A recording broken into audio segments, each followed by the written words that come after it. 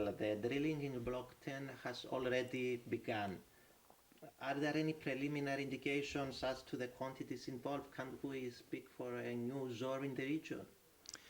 Well, good morning. We have, as you said, just started our drilling operations in Block 10, but it is early days. We've only just begun a couple of weeks ago, so we're still relatively shallow in the well. We've got some way to go to drill down to the target interval before we see if there's any gas there at all, and if so, potentially determine how much there could be there. Clearly, the presence of fields like Zohr in the general area are encouraging. But we do know from our experience in global exploration in frontier areas like Cyprus that success is far from guaranteed, and the geology can vary even over relatively short distances. So we really have to get the well down in the coming weeks to see what is there. So do you believe that the quantities in Block 10 could contribute to the energy security of Europe?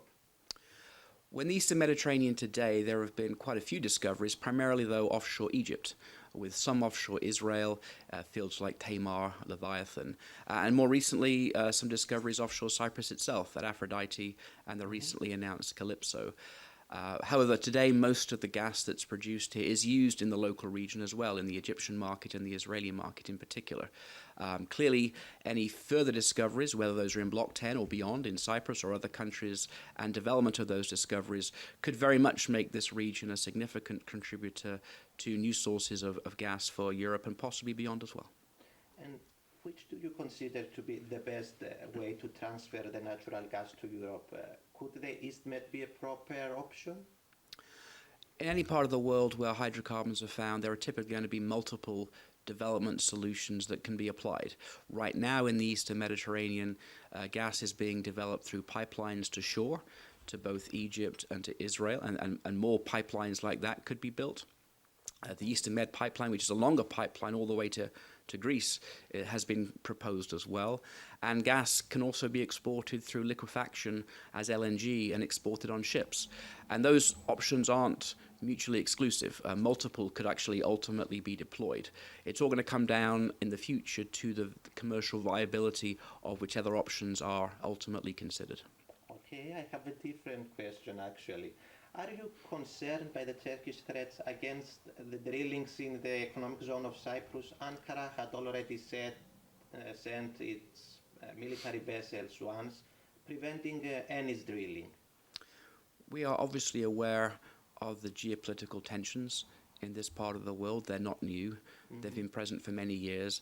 But ultimately, those issues can only be resolved by governments.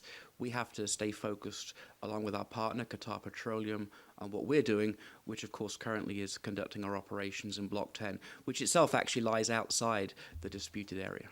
Okay, and what are the future plans of Exxon Mobil with regard to the Eastern Mediterranean and Cyprus in particular?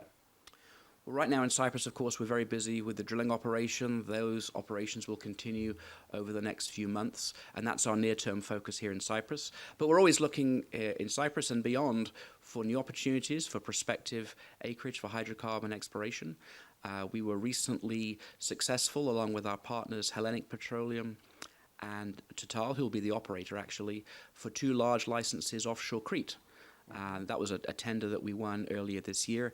They're now going through the formal parliamentary and government approval process. We very much hope those blocks will be awarded formally to us in the near future, so we can begin exploratory activities there. And as I said, we'll continue to look for other opportunities in the region as well. Okay, and one more question. Actually, which is the future of natural gas, especially in our region?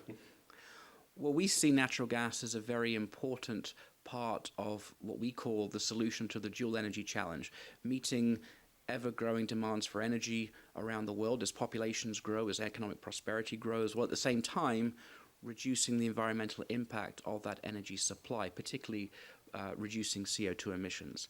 Natural gas is abundant around the world, it's affordable at scale, and it emits less than half the CO2 that coal does when it's used in power generation. And that's having some very big decarbonization impacts in some significant economies in the world. In the United States, for example, the abundance of natural gas over the last decade or so has driven some significant switching from coal-fired power to gas-fired power, and that's been reducing CO2 emissions from power generation by about 1.5% a year over the last 15 years. So total US CO2 emissions are now fallen to levels last seen in the early 1990s. Here in Europe, in the UK, for example, there's been also significant reductions in CO2 emissions in power gen sector. There it's a combination of the increased use of natural gas alongside deployment of renewables, in that particular case wind. Wind is an intermittent source of energy, it doesn't blow all the time.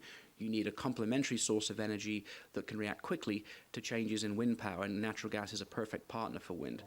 There in the UK, that combination has actually reduced CO2 emissions from power gen by about 70% since 2005. It's a very dramatic reduction and an illustration of what we see as the role of natural gas in helping to meet that dual energy challenge around the world.